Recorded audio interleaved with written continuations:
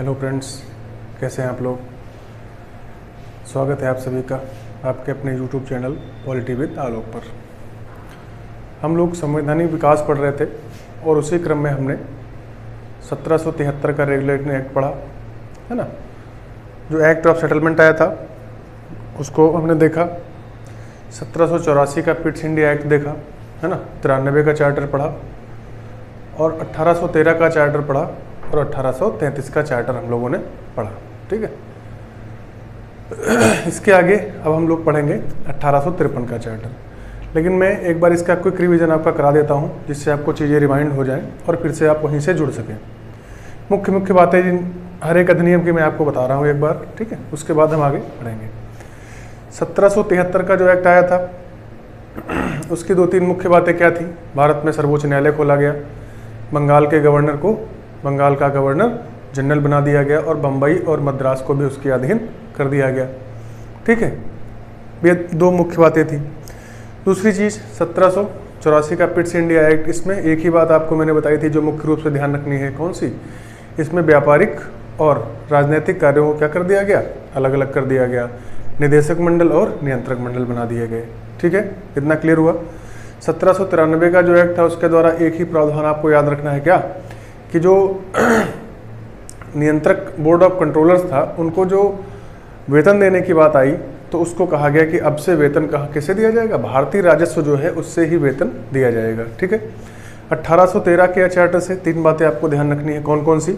1813 के चार्टर में पहला काम क्या किया गया कि भारतीय जो क्षेत्र थे उनमें ईसाई मिशनरियों को अपने धर्म के प्रचार प्रसार की अनुमति दे दी गई, पहली चीज़। दूसरा काम क्या किया गया, इसी एक्ट के माध्यम से भारतीयों की शिक्षा पर पहली बार 1 लाख रुपए खर्च करने का प्रावधान किया गया। कितना भैया? 1 लाख। ये अमाउंट भी ध्यान रखना, यह पूछा जाता है कि कितनी राशि खर्च करने की बात की गई थी, तो 1 लाख रुपए, ठीक है। 1 लाख रुपए खर्चा किया जाएगा अब से भारतीयों की शिक्षा पर, ठीक है। कंपनी के एकाधिकार को क्या किया गया, समाप्त कर दिया गया। एकाधिकार जैसे सिर्फ कंपनी के लोग ही व्यापार कर सकते थे, लेकिन अब क्या हुआ, जितने भी अंग्रेज नागरिक थे सबके लिए व्यापार खोल दिया गया, ठीक है। तो ये कुछ प्रावधान थे 1813 के एक्ट के। 1833 की बात करें तो बातें मैंने आपको बताई थी।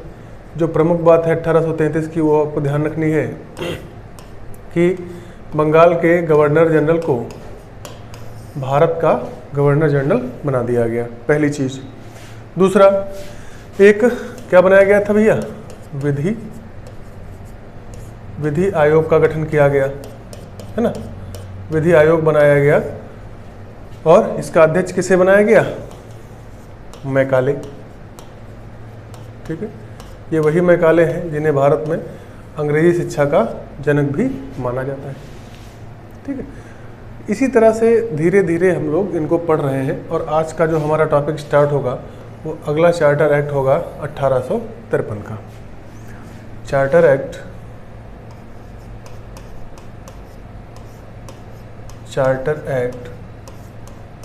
1853, ठीक है। देखो भाई, तो ये जो चार्टर आया था ये कंपनी के लिए जारी किया गया अंतिम चार्टर था। इसके बाद कंपनी का शासन पूरी तरह से यहाँ पर क्या हो गया, समाप्त कर दिया गया था। और इस शासन को किसके हाथ में ये चला गया, ब्रिटिश ताज जो होता था, महारानी या वहाँ का जो क्राउन है उसके अंतर्गत ये शासन चला गया। मैंने आपको बताया था कि इस पूरे संवैधानिक विकास को हम 2 भागों में बांट के पढ़ेंगे। एक बार क्विक रिमाइंडर आपको देता हूँ। पहले मैंने बताया था कि एक भाग होगा कंपनी का शासन, कंपनी का शासन कब से कब तक, 1773 से 1858, ठीक है। तो ये चार्टर आपका 1858 तक चलेगा, ठीक। इसके बाद हम दूसरा क्या पढ़ेंगे, ताज या क्राउन या सम्राट का शासन, ठीक है। तो वो हम पढ़ेंगे 1858 से कितना, 1947 तक, ठीक है। तो अब ये अंतिम एक्ट ये जो कंपनी के लिए आया था, क्लियर है। तो देख लेते हैं इसमें क्या क्या बातें थी, ये चार्टर क्यों आया, पहले इसको देखो। तो कंपनी पर जब वहाँ से ब्रिटेन से अंकुश लगाया जा रहा है, उसको दबाया जा रहा है, उसके अधिकार कम किए जा रहे हैं, तो कंपनी की शोषणकारी नीतियाँ जो थी वो भारत में भी बढ़ रही थी, ठीक है। यानी जो भी काम कंपनी कर रही थी उसमें बहुत से ऐसे कार्य थे जो अनैतिक कार्य थे, जिसके फलस्वरूप भारतीयों की ये मांग थी कि कंपनी पर और अंकुश लगाया जाए, इसके शासन करने के तरीके पर, या जो ये कर रहे हैं इन पर कुछ न कुछ नियंत्रण किया जाए, ठीक है। अच्छा, इस समय भारत का गवर्नर जनरल कौन था? लॉर्ड डलहौजी। कौन था भैया? लॉर्ड डलहौजी। अब लॉर्ड डलहौजी ने भी भारत की स्थिति को देखा और एक रिपोर्ट तैयार करी, और उस रिपोर्ट को तैयार करने के बाद इसने अपनी रिपोर्ट कहाँ भेजी? ब्रिटिश संसद को, ठीक है। और ब्रिटिश संसद ने भारतीयों की मांग को ध्यान में रखते हुए, डलहौजी की रिपोर्ट को ध्यान में रखते हुए एक एक्ट पारित किया, इसे ही कहा गया चार्टर एक्ट 1853, ठीक है। अब यहाँ पर क्या क्या प्रावधान किए गए इस एक्ट के माध्यम से, इनको हम देखते हैं। तो पहला प्रावधान जो किया गया कि जो अभी तक नियुक्तियाँ होती थी, वो नियुक्तियाँ होती थी नामजदगी के आधार पर। नामजदगी क्या होता है? जैसे मैं किसी पद पे हूँ, मेरा कार्यकाल समाप्त हो गया, ठीक है, तो मैंने किसी को नॉमिनेट कर दिया अपने जगह पर होने के लिए, तो ठीक है, जिसको नॉमिनेट कर दिया वो हमारी जगह पर नौकरी करेगा। तो क्या गया कि जो नामजदगी का सिद्धांत था, या जो नामजदगी वाली प्रथा चल रही थी, इसको क्या कर दिया गया? समाप्त कर दिया गया। और अब पदों पर जो भर्ती होगी वो किस आधार पर होगी?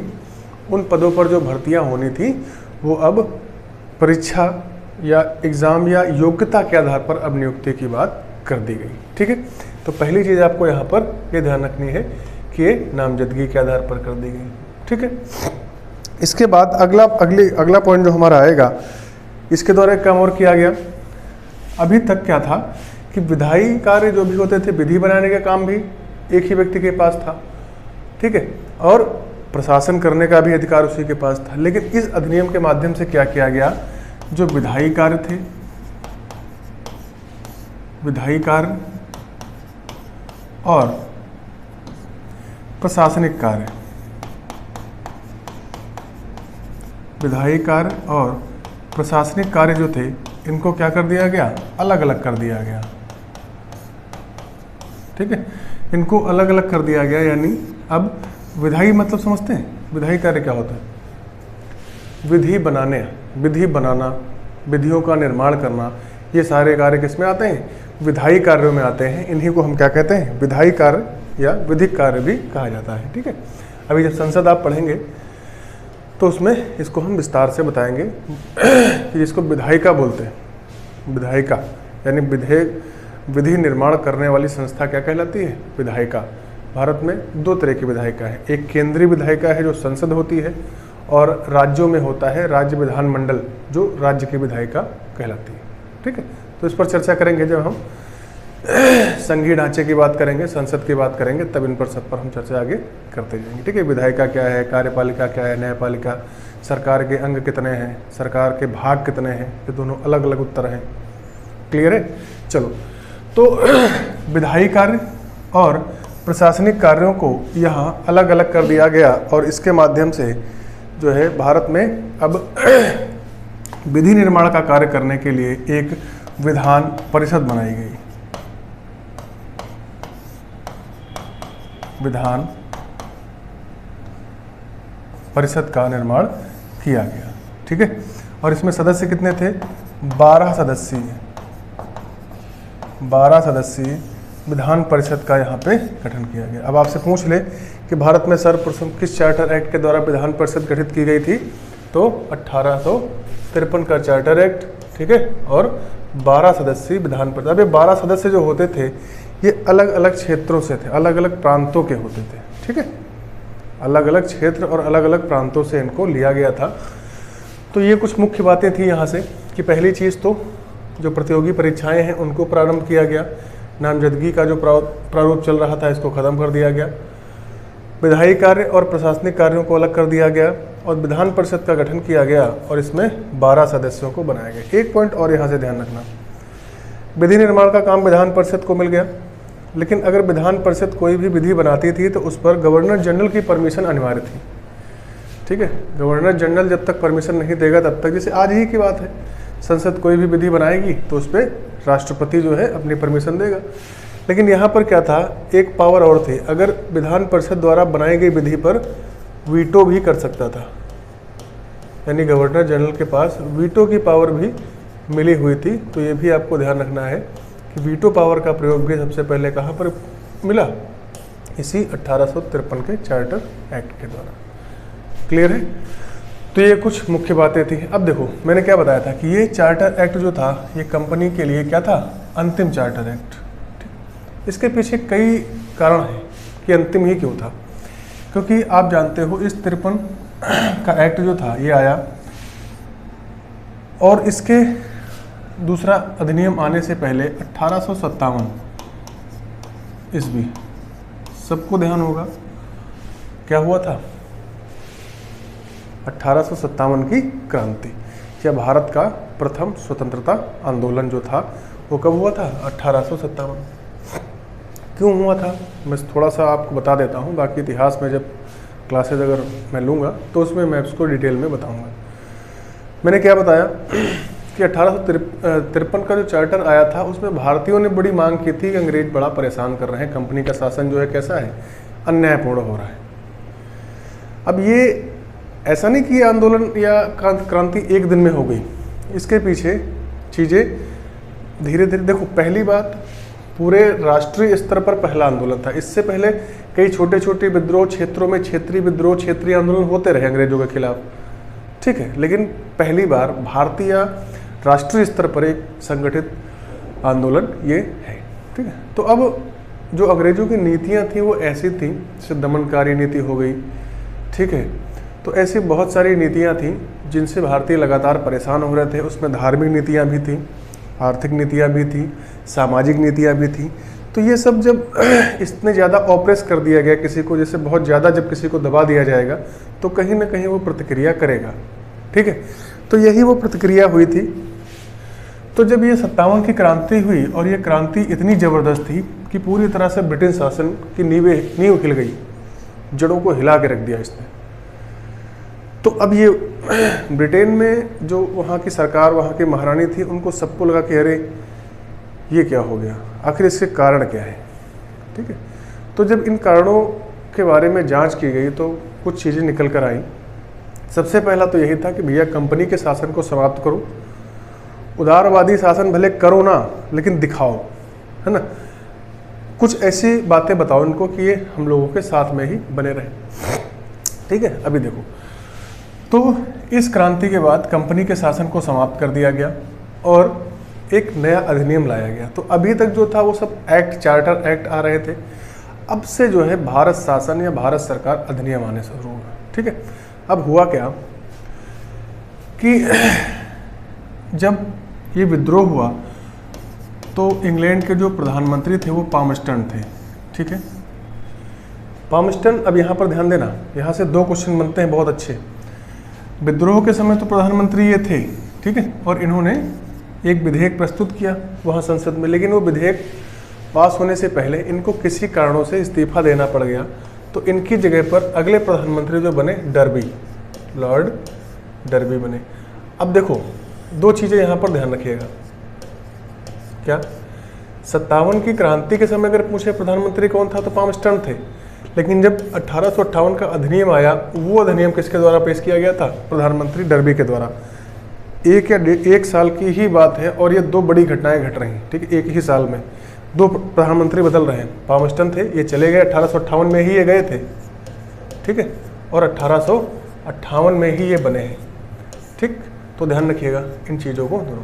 हालांकि विधेयक प्रस्तुत इन्होंने भी किया था, लेकिन इनको इस्तीफा देना पड़ गया तो ये हट गए। फिर उनकी जगह पर बने डर्बी, और डर्बी ने जो विधेयक पेश किया, यही जब पास होकर बना तो इसी को कहा गया भारत शासन अधिनियम 1858। भारत शासन अधिनियम 1858। ठीक है, बात समझ में आई? क्या घटनाक्रम रहा? हालांकि अगर हम ऐतिहासिक पक्ष पर जाएंगे तो बहुत लंबी कहानी है, बहुत से फैक्ट्स निकल के आएंगे, लेकिन हम क्योंकि संविधान के आधार पर पढ़ रहे हैं तो संवैधानिक चीज़ों को ही हम एक्सेप्ट करेंगे, उनको लेकर चलेंगे। अब भारत शासन अधिनियम जो है, इसमें क्या क्या बातें थी इसको ध्यान रखो। भारत शासन अधिनियम जब आया तो उस समय भारत का गवर्नर जनरल कौन था? Lord Canning. तो कैनिंग गवर्नर जनरल है, लेकिन जब भारत का शासन अधिनियम पारित हुआ तो शासन सत्ता किसके हाथ में चली गई? वहाँ के जो सम्राट या इसको बोलते हैं क्राउन, इनके हाथ में सत्ता चली गई। ठीक है, अब इस समय क्राउन किसके ऊपर है? मतलब क्राउन कौन शासन कर रहा है? तो महारानी विक्टोरिया। ध्यान रखिएगा इसको, एलिजाबेथ और विक्टोरिया में कंफ्यूज नहीं होना है। ठीक है, इस समय कौन है जो क्राउन होल्ड कर रही है, ताज पहन रही है? महारानी विक्टोरिया है। एलिजाबेथ जब ईस्ट इंडिया कंपनी बनी थी तब एलिजाबेथ थी, जब अपने हाथों में शासन लिया भारत का तब कौन है? विक्टोरिया है। ठीक है, तो यहाँ तक क्लियर हो गया। अब क्या हुआ, इसी अधिनियम के बाद महारानी विक्टोरिया ने अपना एक घोषणा पत्र जारी किया।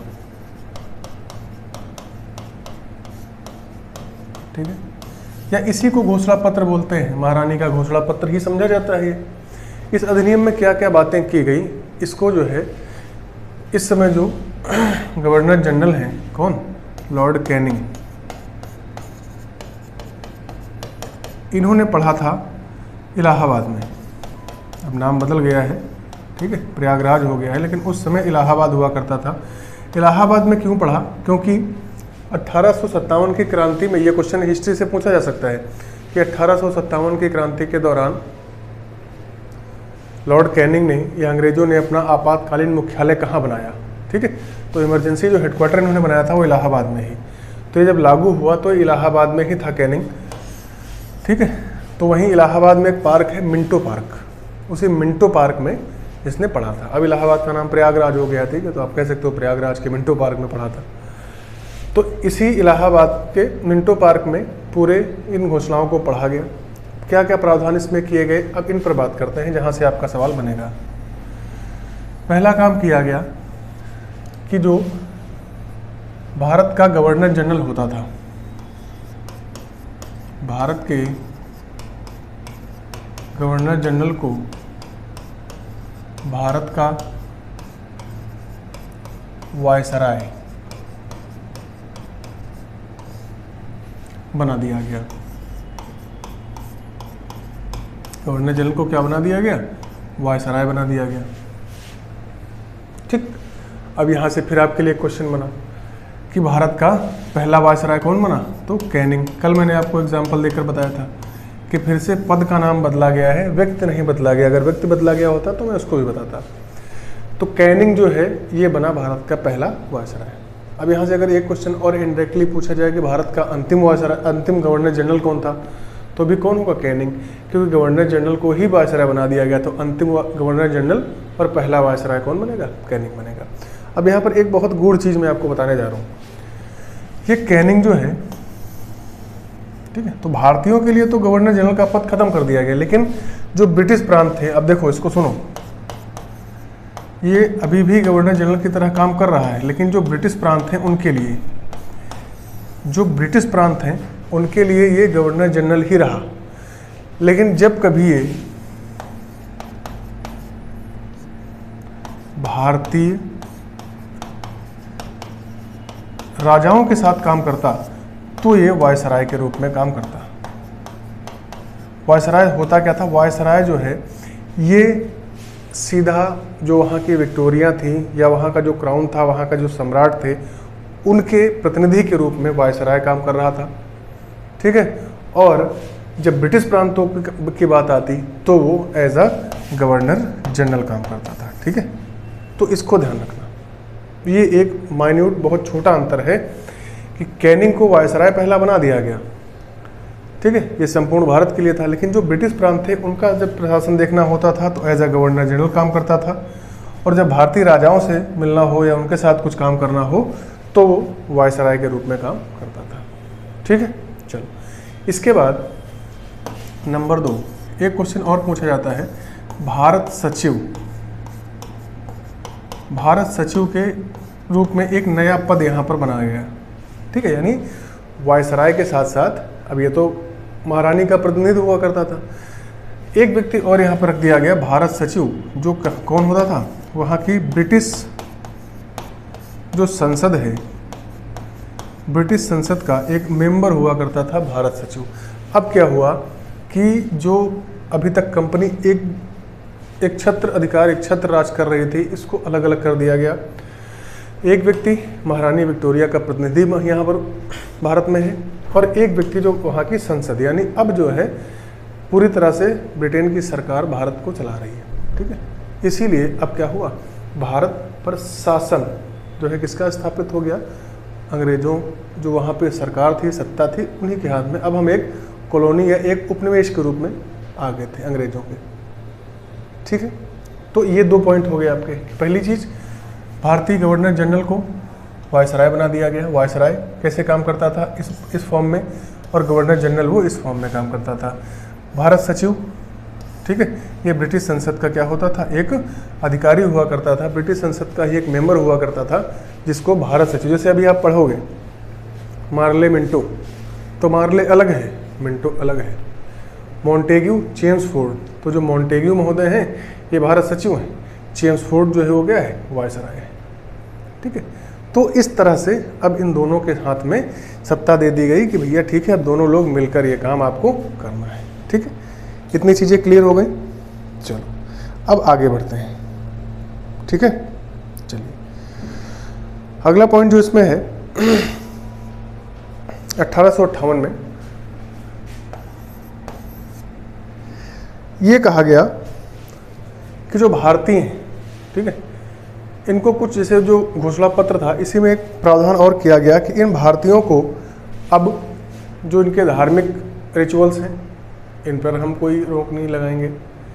जैसे अभी देखो सती प्रथा, मैंने बताया था कि जो एक एक्ट आया था शारदा एक्ट, जो विलियम बेंटिंग लेकर आया था, उसके द्वारा सती प्रथा को समाप्त कर दिया गया था। ठीक है, तो सती प्रथा अंग्रेजों के लिए तो एक कुप्रथा थी, लेकिन उस समय भारतीयों के लिए एक धार्मिक रिचुअल था। ठीक है, वो एक धार्मिक प्रथा मानते थे सती प्रथा को, कि अगर किसी भी महिला का पति, उसकी मृत्यु हो चुकी है तो उसके साथ ही उसको भी उस अग्नि में बैठना पड़ता था, चिता पर, और उसको भी साथ में जलना होता था। तो स्वेच्छा से तो ठीक है, प्रथा है, लेकिन अब किसी को अब कुछ ऐसी महिलाएं थी जो नहीं बैठना चाहती थी चिता पर अपने पति की लाश के साथ, तो उनको जबरदस्ती जिंदा जला दिया जाता था। ठीक है, तो जब इस पर बैन लगाया गया तो हुआ क्या कि ये लगा भारतीयों को कि हमारी धार्मिक आस्था में इनका क्या है, हस्तक्षेप है। तो इन चीज़ों का भी प्रभाव पड़ा, तो इसलिए इसमें यह भी कहा गया कि अब किसी भी प्रकार के धार्मिक मामलों में अंग्रेज जो है वो किसी भी प्रकार का हस्तक्षेप नहीं करेंगे। क्लियर है? तो ये आपका था 1858 का चार्टर, 1858 का भारत शासन अधिनियम। ठीक है, तो आज के लिए इतना ही। 1853 का चार्टर हमने पढ़ा, भारत शासन अधिनियम 1858 पढ़ा। ठीक है, और अब यहाँ से कुछ चीज़ें और हैं जो 1861 के अधिनियम से स्टार्ट होंगी, तो हम आगे बढ़ेंगे अगली क्लास से। वीडियो आपको अच्छी लगी हो इसको लाइक करिए, शेयर करिए और चैनल को सब्सक्राइब करिए। आज के लिए इतना ही। बहुत बहुत धन्यवाद। जय हिंद।